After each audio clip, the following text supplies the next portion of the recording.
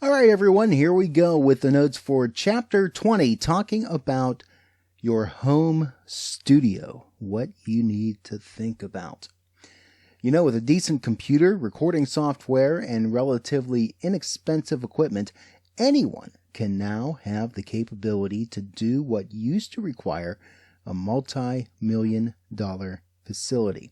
And you can invest as much as you want to make this happen, and you could also get away with doing it for just a couple $100s.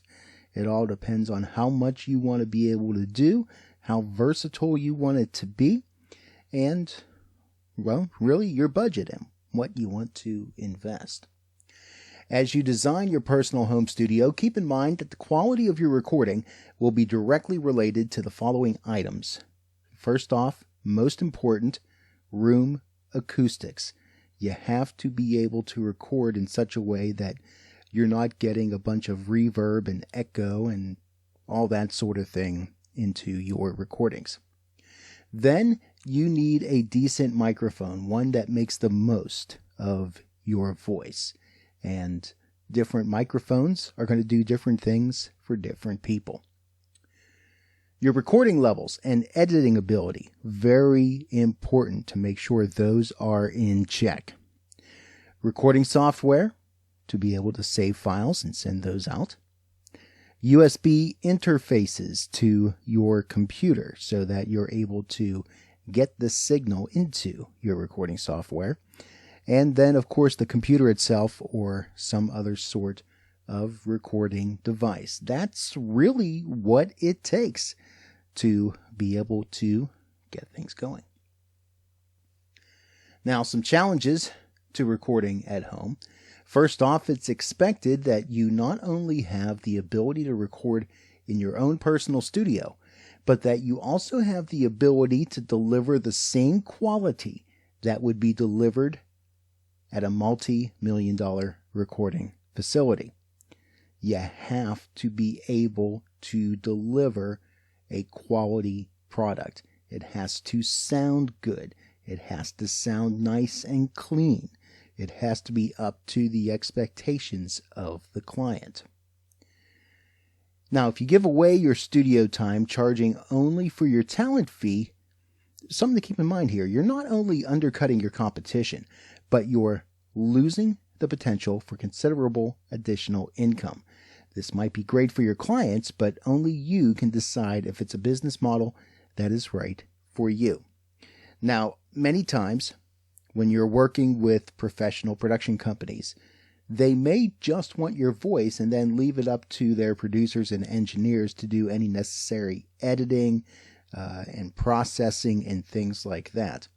So if you offer those services, that is something that you could possibly offer as a premium, because it's not something that's generally expected that voice actors would do.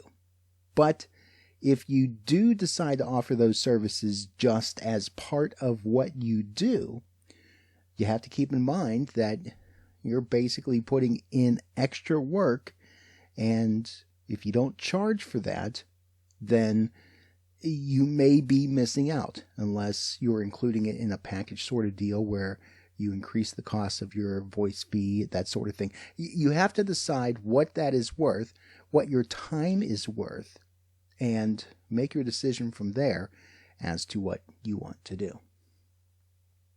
Your home studio needs to be designed to do the best possible job of making you sound like you. In order to do that, your home studio needs to be acoustically sound with the proper equipment that will reproduce the cleanest and the most natural sound of your voice that it possibly can. Again, you have to deliver a crisp, clean product. If you're not able to do that, then you're not going to be able to record from home. Plain and simple. The equipment for your home studio, again, relatively inexpensive. And the recording software can even be found as a free download. Now, again, the budget can go from a couple $100s to several $1,000s, depending on what all you want to be able to do. And as far as the software goes, it's reasonable that you could actually do this kind of work with a computer that's like 10 years old and use free and open source software. Or you can use the latest and greatest tools that are out there. So that's something that you're going to need to consider and decide, what sort of things that you absolutely have to have, what you're willing to work with, and what you want to work with. The major challenge overall resides in two areas. First, the complexities of creating a studio quality acoustic environment that is competitive. Once again, gotta be able to produce a quality product. And then secondly, the performer's ability to deliver a recording with proper signal levels and clean edits. So one of the things to keep in mind when you are recording from home is that you're essentially working as your own engineer. That means that not only are you paying attention to the performance that you're giving, but you also need to make sure that you're watching your meter reading levels.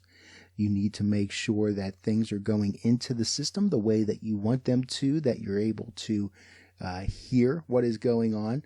If you are making edits, that they be neat and clean. You're proficient in using your editing software to produce the final product that the producer is expecting. There are several essential aspects of your home studio that you need to fully understand in order to deliver voice tracks that meet professional standards. First, the basic operation, connection, and functionality of your equipment. You have to have the right stuff.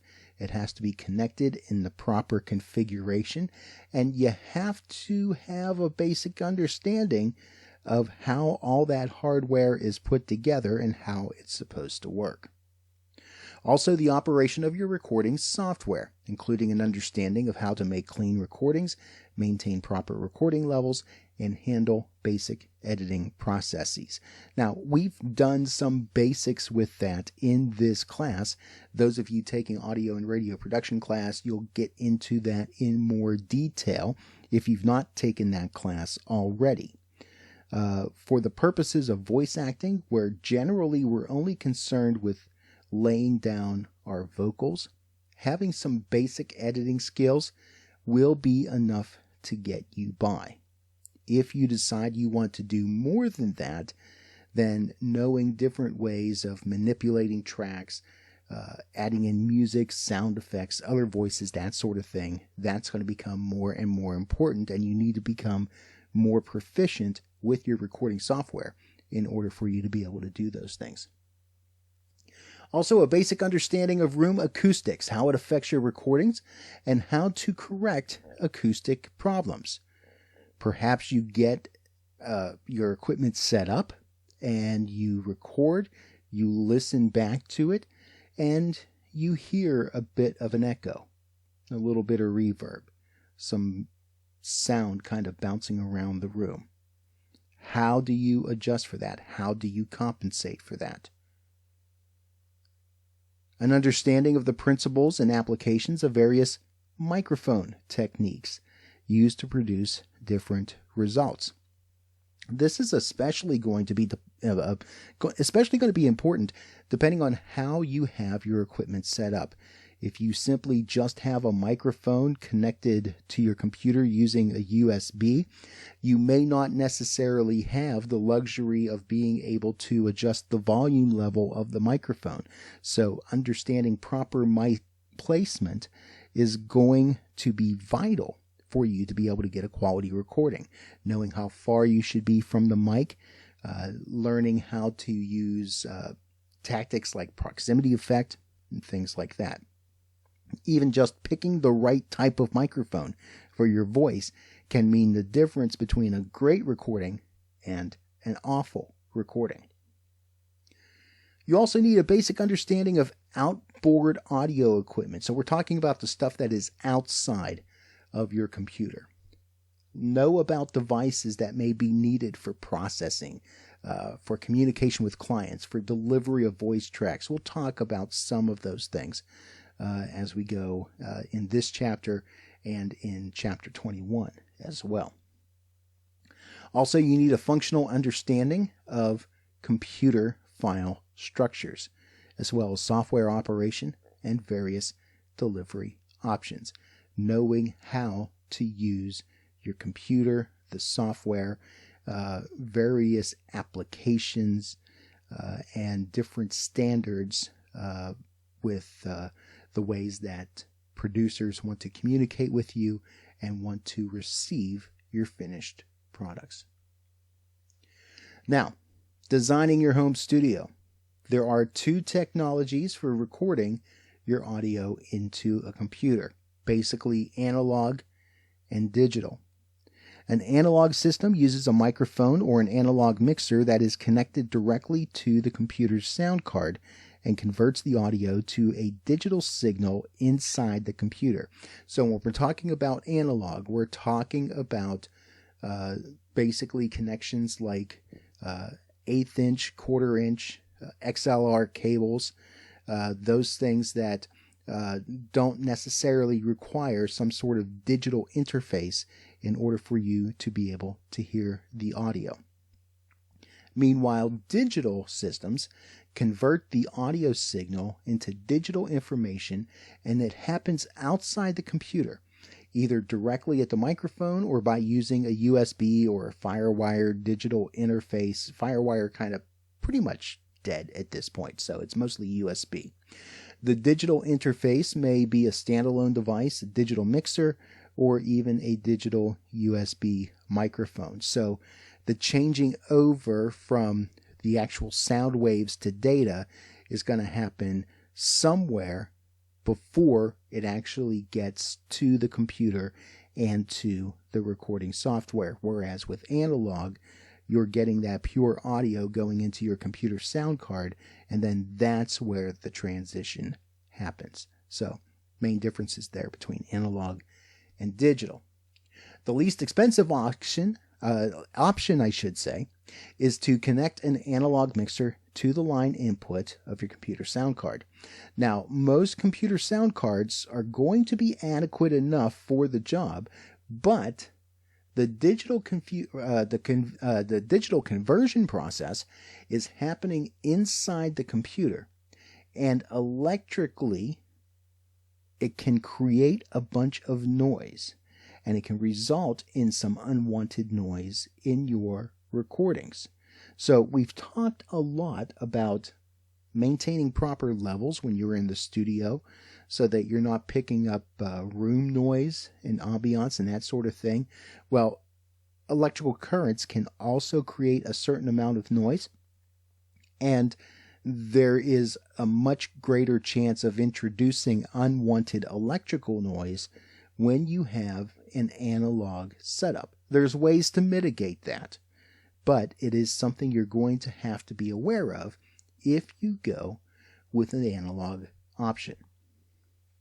So what would be better, a little easier to deal with, is to process the analog to digital conversion outside of the computer.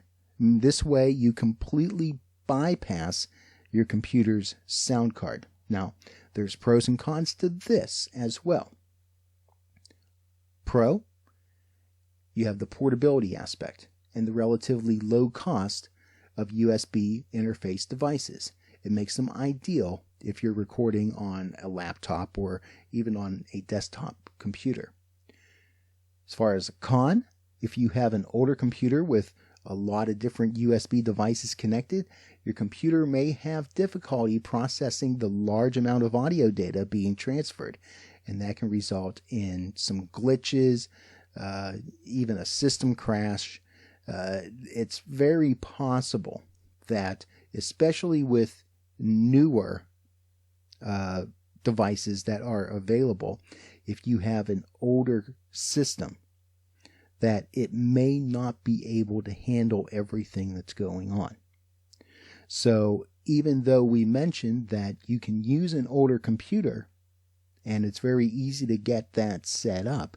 If you want to use higher quality equipment, especially higher quality digital equipment, you may want to consider using a newer computer that's up to spec for the equipment that you want to use. The following are basic components for a home studio. Well, first off, pretty obvious, a microphone. Now, if you're going to record in a home studio, you need to have a broadcast quality, or at the very least a podcast quality microphone. The Pro stuff is going to have an XLR 3-pin connector that will connect to a USB interface. If you don't know what an XLR looks like, there's a picture of what the connection looks like in your textbook. So it's basically got 3 pins or 3 holes that on the end of the cord, and then that's what gets plugged in to a mixer. There are some microphones that will have an XLR out going and transferring immediately to a USB. That is an option for you. Microphone cable. The cable to connect your XLR microphone. A USB interface. This converts the analog audio to digital audio. And again, this completely replaces the sound card that is in your computer. And when you plug it into your computer, it will recognize your USB device as an audio source. So basically, if you have a microphone with a USB connection, a good quality microphone with a USB connection, plus your computer, and of course some software on your computer, you basically have everything that you need to do voice recording. But you can go even further. Audio mixers. There's the analog audio mixer and the digital audio mixer. Analog, that is used to control the volume for several mics or for different other sources if you want to mix audio in that way. The digital audio mixer does the same thing, but what it does is it takes all that mixed audio and sends it to the computer by use of a built-in USB port, instead of just sending the audio down a regular audio cable into the sound card of your computer. So you would have one or the other. You wouldn't have both. Again, recording software, you should make sure that your software will easily save or convert your recordings to MP3 compressed files. Now, most audio software will be able to handle at the very least waves and MP3s, and we'll get a little bit more into the distinction of when you would want to use what when. But by and large, in terms of sending finished products off to producers, most cases you're going to be sending off an MP3, so that's an important feature. Some other components: a microphone stand, something to hold your microphone. That way you don't have to hold on to a microphone, and you're not introducing noise in that way by holding the microphone and moving it around. A copy stand. Many people will use a music stand for this purpose. You'll need this to hold your copy so that your hands are free for performance and for operating equipment.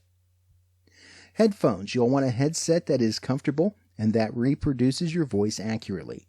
Closed headphones will provide for a more isolated monitoring experience. You can get a decent set of broadcast quality microphones for as cheap as $20 to $25.